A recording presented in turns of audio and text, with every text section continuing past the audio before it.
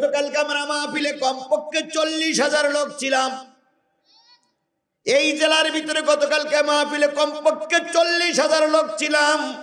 একটা ফোনের কারণে মাহফিল বন্ধ করতে হয়েছে। আমি স্টেজেই ছিলাম, ফোন আসলো, হুজুর 15 মিনিটের ভিতরে যদি মাহফিল বন্ধ করে না দেন, চারিদিক থেকে আপনারা ঘিরে ফেলেছে, চারিদিক থেকে ঘিরে ফেলেছে, আপনাকে অ্যাটাক করবে। শুধু আমার দেশ নয়, পৃথিবীর কোন দেশে এখন আর চালু নাই। আসসালামু আলাইকুম। জি ভাই, জি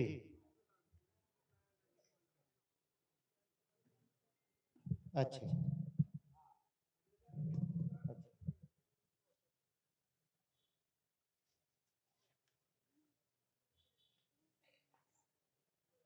আচ্ছা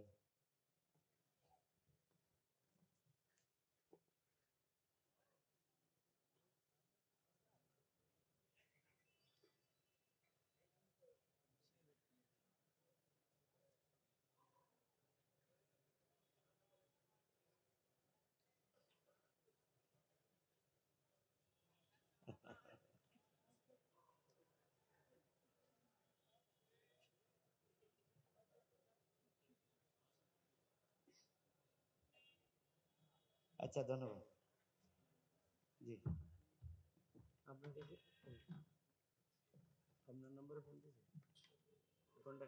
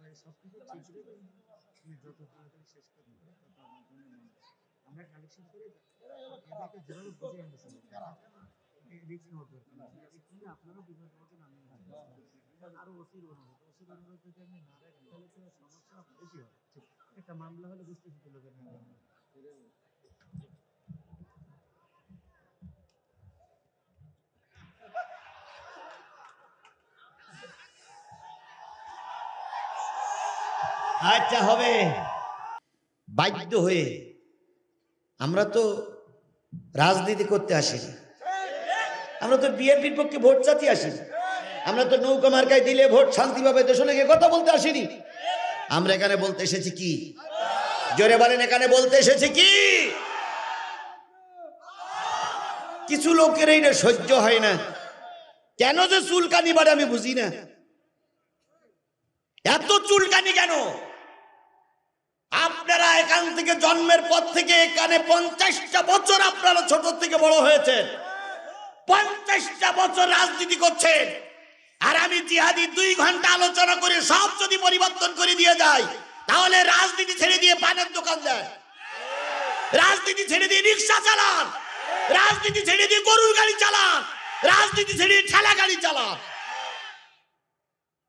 ভয়ে কাপড় নষ্ট হয়ে যায়।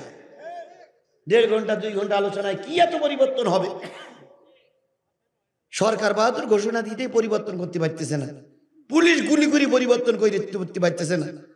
পুলিশ এত মামলা, এত হামলা দিল, এত লোকের বিনা কারণে জেল খাটালো, তারপরে তো সমাজ যা ছিল তাই আছে, কোথায় পরিবর্তন হয়েছে?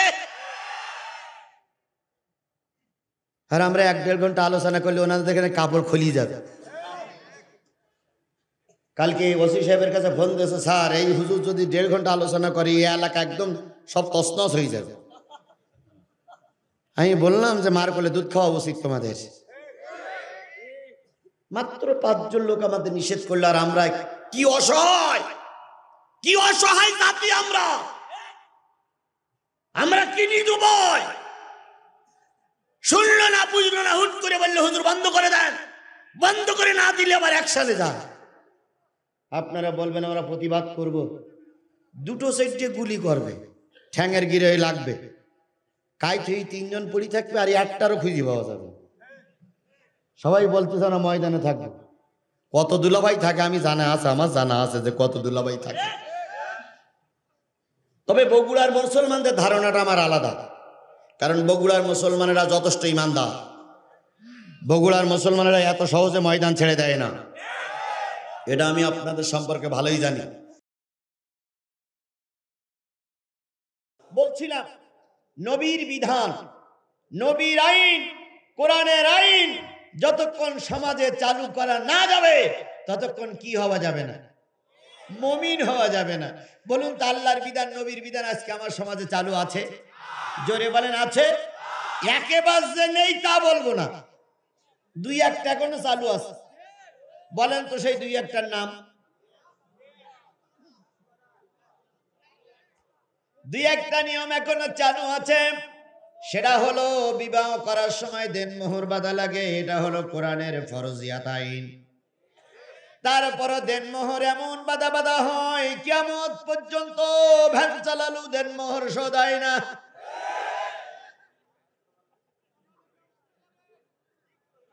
এরপরে হলো দ্বিতীয় যেটা চালু আছে সেটা হলো ফারায়েজ। এক ছেলে সমান কয় মেয়ে?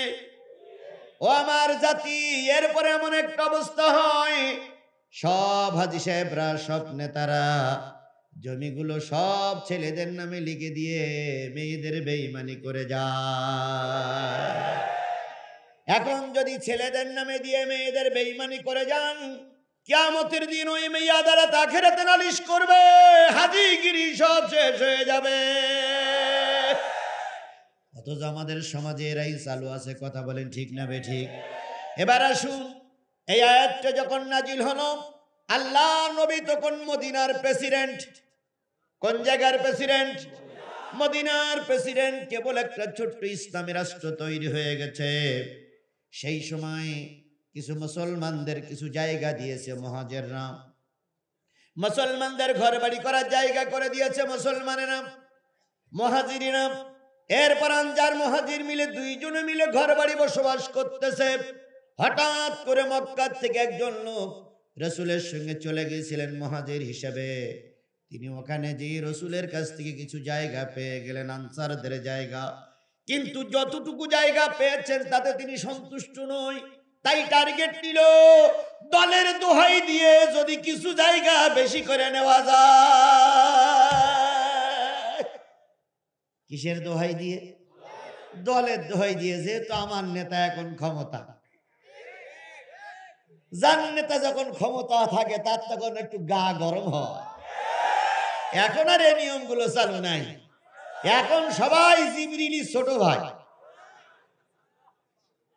জিবরাইল আমিনের ছোট ভাই সবাই নাকি। এখন উনি রসুলের দোহাই দিকে কিছু জায়গা, একজন ইহুদির জায়গা রাতারাতি দখল করে নিয়েছে। তো ইহুদির জায়গা যখন রাতারাতি দখল হয়ে গেছে, ইহুদি পরের দিন চিন্তা করছে মুসলমানরা ক্ষমতায়, মুসলমানরা পাওয়ারে, মুসলমানের নবী পাওয়ারে, আর তাদের দলের লোক আমার জমি ঠেলে এনেছে, তাহলে বিচার কোন জায়গায় দেব? বিচার দেওয়ার জায়গার আছে?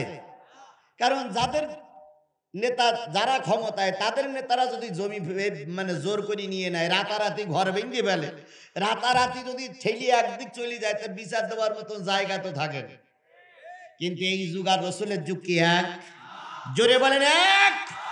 ইহুদি বললেন হতে পারে না, নবীজি শুধু মুসলমানের নবী নয়, ওয়ামা আরসালনাকা ইল্লা রাহমাতাল লিল আলামিন।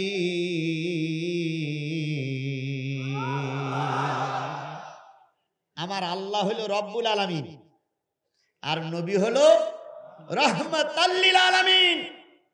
একজন রব আর একজন রহমত। সুবহানাল্লাহ বলে। আল্লাহ নবী তেমনটি হতে পারে না, নবীর দলের লোক তো এমনটি হতে পারে না। কথা বলবে ফেরেশতার মতন, কাজ করবে ফেরাউনের মতন, এটা দলীয় লিডারের কাজ হতে পারে না। কথা শুনলি মনে হয় জিবরাইল ফেরেশতা ফের, আর কাজকর্ম দেখলি মনে হয় ফেরাউনও যদি এই জমানায় থাকতো, ফেরাউন স্যালুট দিয়ে বলতো, আমার স্ত্রী তোরাই বেশি কাজ করতে দিস, আমার আর থাকার দরকার কি, তোরা কর, আমি পরে দেখা করব। অনেক দেশে ইবলিস থাকে না, অনেক দেশে ইবলিস নেই, কারণ মানুষ যে ইবলিস এরা যা কাজ করতেছে এই কাজ থেকে শয়তান কয় আমার চাইতে তোর উপরে উঠে গেছে, আমার থাকার দরকার কি, তোরা মর তারপরে আমি আসবো। না, আমাদের দেশের সম্পর্কে কিছু বলা যাবে না।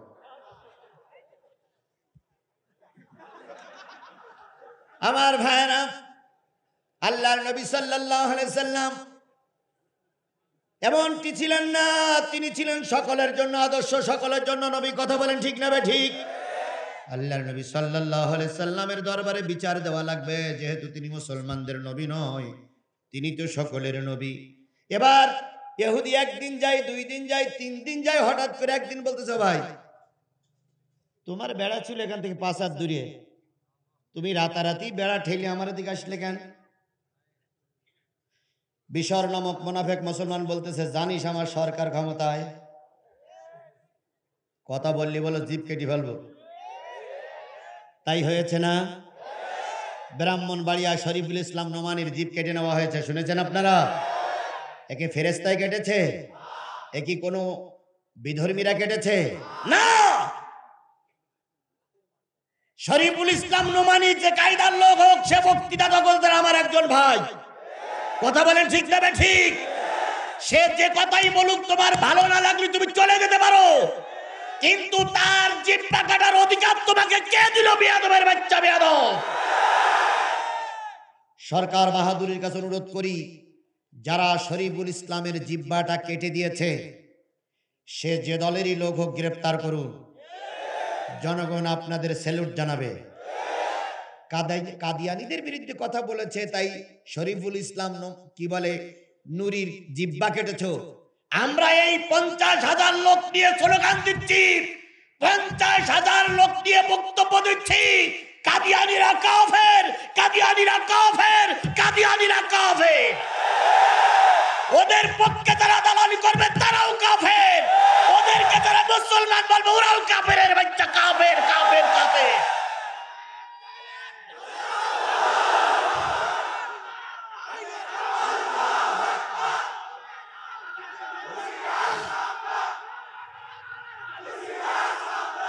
শুধু বাংলাদেশ নয়, সারা মুসলমান, শুধু বাংলাদেশ নয়, পৃথিবীর সকল মুসলমানেরা মনে করে কাদিয়ানীরা কাফের।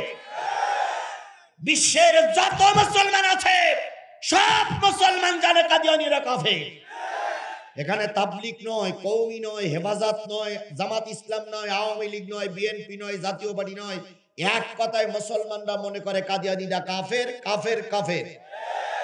এই কথাটা বলার পরে তোমার জিহ্বা কাটতে হবে, পাওয়ার তোমার দিল কে? অনেক পাওয়ার পেয়ে গেছ, বেশি দিন পাওয়ার নিয়ে টিকতে পারবা না, বেশি দিন পাওয়ার নিয়ে টিকতে পারবা না।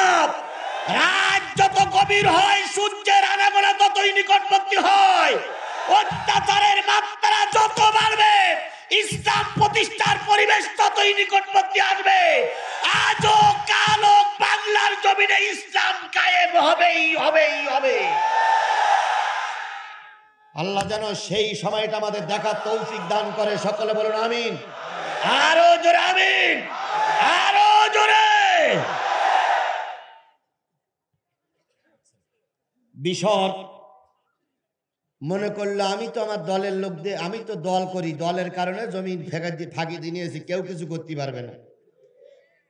বিশর বলতেছে চলো ভাই, ইহুদি বলতেছে চলো ভাই, টুপিওয়ালা ভাই, আমরা বিচার নিয়ে যাই নবীর কাছে।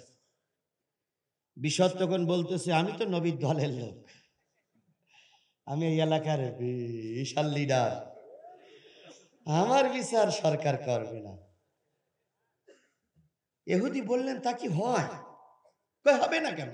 দল করি, মিটিং করি, মিছিল করি, চাঁদা দেই, হবে না মানে হতেই হবে। ইহুদি বললেন, তারপরে চলো যাই। 2 জন চলে গেলেন নবীর দরবারে। নবী 2 জনের বক্তব্য খুব সুন্দর করে শুনলেন। শোনার পরে মিসকে হাসি দিয়ে বললেন, ও টুপিওয়ালা মুসলমান ভাই, দয়া করে জমিটা ইহুদির ফিরাইয়া দাও। ইয়া রাসূলুল্লাহ, আমি তো আপনার দলের লোক, এত কিছু করলাম, জমি আমার হবে না? নবী বললেন, আমি দল দেখার জন্য আসিনি, আমি আসছি দিন প্রচারের জন্য। আর একটু জোরে সুবহানাল্লাহ বলবেন না? আল্লাহ নবীর রায় পেয়ে বেধর্মী খুশি হলো, ইহুদি খুশি হলো। পক্ষান্তরে মুসলমান নামক বিশর মন কষ্ট পেয়ে চলে আসলো। কথা বলেন ঠিক না বেঠিক? পক্ষে রায় গিলি ঠিক হয়, বিপক্ষে রায় গিলি উল্টো হয়ে যায়। রায় হচ্ছিল একদিক, হয়ে গেল আর একদিক। মিসকে মিসকে হাসো, এটা দুনিয়ার মানুষের রায়। আল্লাহর রায় যখন হবে, জুতা পায়ে দেবার সময় পাওয়া যাবে না। ধর ধর ধরে না, ধরলে আল্লাহ ছাড়ে না। ধর ধর ধরে না, ধরলে আল্লাহ ছাড়ে না। আল্লাহর মাই দুনিয়ার মাই। তো দুইজন চলে আসতেছে, মুসলমানের মন খারাপ। মক্কা থেকে হিজরত করে রসুলের পক্ষে মিছিল করলাম, দল করলাম, জমিটা পেলাম না। এ দল আর করে লাভ নাই। তো কিছুদিন আসার পরে বলতেছে, ভাই রসুল তো কোনোদিন স্কুলেও যায়নি, বই পুস্তক দেখি পড়তেও পারে না, আইনের বই রসুল মনে হয় পড়িনি। তো কি করতে হবে? আমাদের ভিতরে একজন আইন বিশেষজ্ঞ আছে, নাম তার ওমর। এ খুব লেখাপড়া করে এবং খুব বড় জ্ঞানে জ্ঞানী। চলো তো এই জায়গায় যাই। তো ইহুদি বলতেছে, তোমাদের নবী না তোমাদের দলের সবচেয়ে বড় লিডার? কয় তাই তো। কয় তার রায় পছন্দ হইল না ওমরের রায় পছন্দ হবে? উনি তো লেখাপড়া জানে না, এই জন্য ইনি রায় দেবেন। আর ইনি একটু রাগী লোক, রায় ঠিক মতনই দেবে। বলুন তো, ম্যাজিস্ট্রেট কোর্টে রায় হয়ে গেলে কোথায় আপিল করতে হয়? জজ কোর্টে। জজ কোর্টে রায় হয়ে গেলে কোথায় যেতে হয়? হাইকোর্টে। হাইকোর্টের থেকে রায় হয়ে গেলে কোথায় যেতে হয়? Supreme court. এরপর আর কোনো কোর্ট নাই। এখন যদি সুপ্রিম কোর্টের রায় একবার হয়ে যায়, তাহলে কি জজ কোর্টে আর আপিল করার সুযোগ থাকে? আমার নবী হলো সুপ্রিম কোর্ট, আমার নবী হাইকোর্ট, আর হযরত ওমর হলো জজ কোর্ট। কথা বলে ঠিক না বেঠিক? এখন হাইকোর্টের রায় হয়ে গেছে, আসবে কোন কোর্টে? ম্যাজিস্ট্রেট কোর্টে, জজ কোর্টে। অন্য জায়গায় হয় হোক নাই না হোক, আমার দেশে অনেক জায়গায় হয়। এমনও সময় আসে রায় দেওয়ার আগেই ফাঁসিতে ঝুলানো হয়। তো চলো যাই, তোমাদের দেশে যখন বসবাস করতেছি, তোমরা যেটা বলো ওটাই মেনে নিতে হবে। এখন যদি বলো হুজুর হজ করা যাবে না, ঠিক আছে, আসসালামু আলাইকুম। যদি বলো হজ করে না, ডাইনেও যাওয়া যাবে না, বামে যাওয়া যাবে না, কারণ তোমাদের দেশ। তো তোমরা যা বলো তাই। ওমরের কাছে গেছে, যে ওমরের ডেকে আনার পরে দুইজন বাদী বিবরী কথা বলার পরে হযরত ওমর বলতেছে, রায় কি হয়েছে? কয়, হ্যাঁ, মুহাম্মদ সাল্লাল্লাহু আলাইহি ওয়াসাল্লাম রায় দিয়েছে, জমি ইহুদির। ওমর বললেন, তাহলে বসে আমি একটু ঘরের ভিতর থেকে আসি।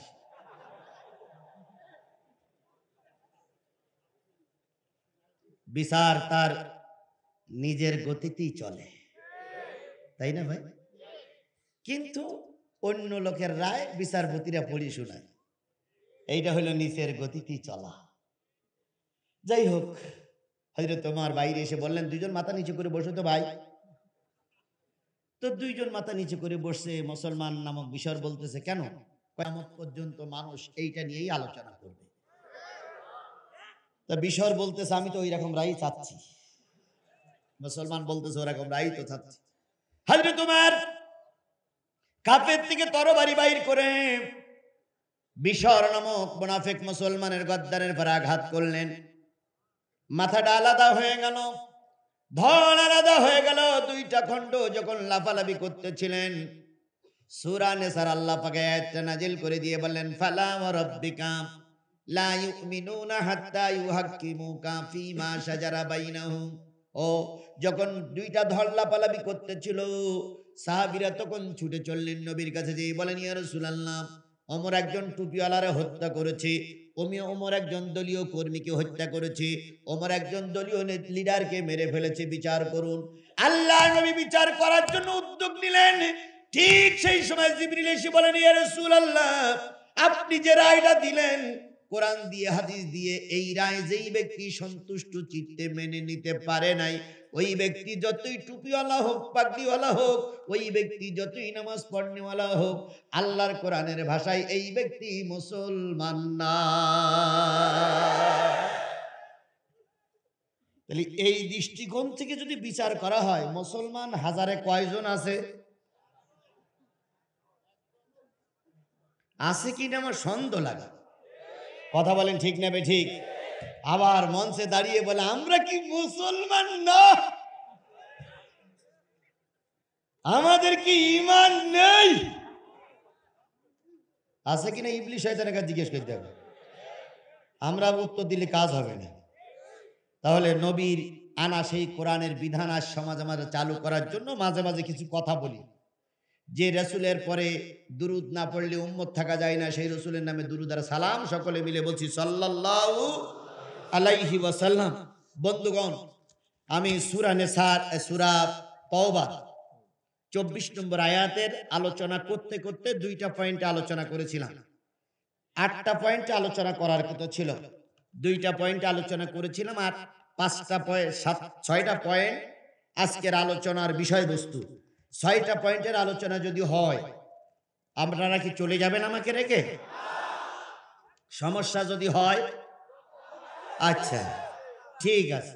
যদি প্রকৃতপক্ষে আপনারা অন্তর দিয়ে কথাগুলো বলি থাকেন, তাহলে এই মাহফিল শুরুর আগে কর্তৃপক্ষ কিন্তু উসপিস করতেছে। কেন না, কেন? মাহফিলের একটা বিশাল খরচের ব্যাপার স্যাপার আছে। এখন এই মাহফিলের খরচের ব্যাপার স্যাপারটা রক্ষা করার জন্য 20, 50, 100 করে টাকা যদি আমি ওদের হাতে দিতে পারি, তাহলে ওনারা কিন্তু খুশি হয়ে আমাদের মাহফিলটা করার পরিবেশ তৈরি করে দিবেন। আপনারা টেনশন করেন না, এখানে পুলিশের লোক আছে, ওনারা শান্তি শৃঙ্খলা বজায় রাখার জন্য এসেছেন। এটা ওনাদের নৈতিক দায়িত্ব। কথা বলেন ঠিক না বে ঠিক? শাহজাহানপুর এই মাহফিলে যদি কোনো অরাজকতা ঘটে, যদি কোনো বিশৃঙ্খলা হয়, তাহলে ঊর্ধ্বতন কর্মকর্তার কাছে ওনাদের কৈফিয়ত দিতে হয়। এটা কি আপনারা বোঝেন? সুতরাং ওনারা সবসময় পেরেশানির ভিতর থাকে, না জানি এই 50,000, 30,000, 40,000 লোকের ভিতরে কোনো অকারেন্স ঘটে যায়, ঘটে গেলে কিন্তু ওনাদেরই কৈফিয়ত দেওয়া লাগবে, ভুল বোঝার কোনো সুযোগ নাই। এই জন্য ওনারা সবসময় এই মাহফিলটা যতক্ষণ শেষ না হচ্ছে ততক্ষণ ওনারাও একটা পেরেশানির ভিতরে আছে, কর্তৃপক্ষ একটা পেরেশানির ভিতরে আছে।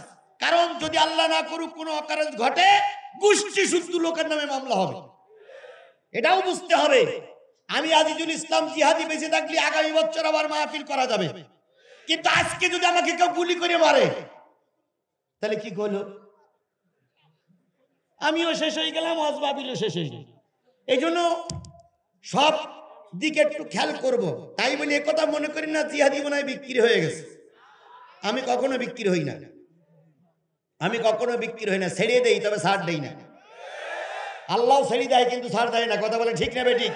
এই জন্য আমি আপনাদের সকলের জ্ঞাতার্থে শুধু একটু অনুরোধ করব, 50, 100, 200 টাকা দিয়ে কর্তৃপক্ষের একটু সাহায্য করার পরে আমরা নিজ কায়দায় মাহফিলটা চালিয়ে যাব। ইসলামের পথে কয়টা বাধা বলেছিলাম? 8টা বাধা। তার ভিতরে প্রথম বাধা কি? বাবা। 2 নম্বর বাধা হলো সন্তান। 3 নম্বর বাধা হচ্ছে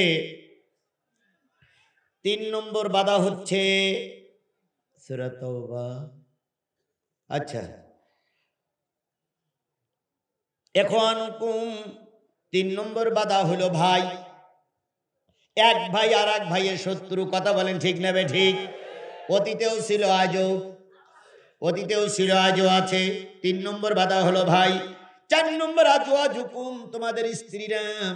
ভালো কাজে অনেক সময় স্ত্রীরা বাধা দেয়। কথা বলেন ঠিক না বে ঠিক? আশিরাতুকুম, 5 নম্বর তোমাদের গোত্র। গোত্র ছিল নবীর গোত্র, নবীর বিরোধী। কথা বলেন ঠিক না বে ঠিক?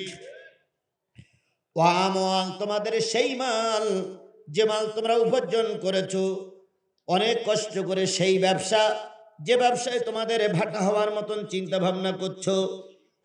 এই 8টা জিনিস তারদাউনাহা বাইলাইকুম মিনাল্লাহি ওয়া রাসূল, আল্লাহ রাসূল জিহাদের চাইতে যদি তোমাদের কাছে প্রিয় হয়, জেনে রেখো আল্লাহর গজব আসবে। তাহলে ধর্মের কাজে বাধা হয় সাধারণত কয়টা জিনিস? পাঁচটা হলো পারিবারিক জিনিস আর তিনটে হলো অর্থনৈতিক জিনিস। পাঁচটা পারিবারিক জিনিসের ভিতরে প্রথম বাধা হলো বাবা, 2 নম্বর বাধা হলো সন্তান, 3 নম্বর বাধা হলো ভাই, 4 নম্বর বাধা হলো স্ত্রী, 5 নম্বর বাধা হলো গোত্র, দল, পার্টি, এরকম ধর্মের কাজে বাধা হয়। 6 নম্বর বাধা হলো সেই বাড়ি, যে বাড়ি তোমরা অনেক কষ্ট করে তৈরি করেছো, তোমরা চিন্তা করতেছো যদি এখন যুদ্ধে যাই, যদি দিন কায়েমের পক্ষে যাই, মারা গেলে তো এই বাড়িতে থাকার লোক হবে না, এরকম বাড়ি। এরপরে তোমাদের ব্যবসা, এরপরে তোমাদের ব্যবসা, এরপরে তোমাদের ব্যবসা, যে ব্যবসা তোমাদের লস্কান হওয়ার ভয় করতেছো, এরপরে এইভাবে যদি তোমাদের ওইগুলো মহব্বত হয় আল্লাহ রাসূল জিহাদের চাইতে, তাহলে আল্লাহর কাছে জবাবদিহিতার জন্য তোমরা তৈরি থাকবে। বন্ধুগণ, আল্লাহ রসুল বলেছেন তোমাদের ভিতর থেকে ওই ব্যক্তি লা ইউমিনু আহাদুকুম, তোমরা কেউ ইমানদার না হয় যতক্ষণ আল্লাহ রসুল এবং যতক্ষণ রসুল সকলের চাইতে তোমাদের কাছে ভালোবাসার প্রিয় না হবে ততক্ষণ তোমরা ইমানদার হতে পারবে না। আমি আপনাদের কাছে একটা ছোট্ট অনুরোধ করব, অনুরোধটা রাখবেন আপনারা? সবাই রাখবেন? রাখবেন কিনা আগে বলেন? সবাই রাখবেন? রাখতেই হবে, রাখতেই হবে। সেটা হলো, আমি যে কোনো একটা অসুবিধার কারণে আজকের মাহফিল এখানে ইতি করতেছি। আগামীতে শোনেন, আমি বলেছি অনুরোধ রাখা লাগবে। আগামীতে আল্লাহ যদি আমাদের তৌফিক দেয়, সুযোগ দেয়, বেঁচে থাকি, আবারও কথা হবে ইনশাআল্লাহ। আল্লাহ পাক সবাইকে ধৈর্যের সঙ্গে মোকাবেলা করার তৌফিক দান করুক, আল্লাহুম্মা আমিন। রব্বানা যালামনা আনফুসানা ওয়া ইল্লাম তাগফির লানা ওয়া তারহামনা লানাকুনান্না মিনাল খাসিরিন। রব্বুল আলামিন, আজকের মাহফিলকে আল্লাহ তুমি কবুল করে নাও। আমার বাবলু ভাই অনেক চেষ্টা করে মাহফিলটা বাস্তবায়ন করার জন্য চেষ্টা করেছে, বাবুল ভাইয়ের পরে তুমি রহমত নাজিল করে দাও রব্বুল আলামিন। দয়া করে এই মাহফিলটা সুন্দরভাবে করা গেল না, তুমি সবকিছু দেখতেছো আল্লাহ, দয়া করে ফয়সালাটা তোমার হাতে দিয়ে গেলাম। সুবহান রাব্বিকা রব্বিল ইজ্জাতি আম্মা ইয়াসিফুন ওয়া সালামুন আলাল মুরসালিন ওয়ালহামদুলিল্লাহি রাব্বিল আলামিন। আসসালামু আলাইকুম।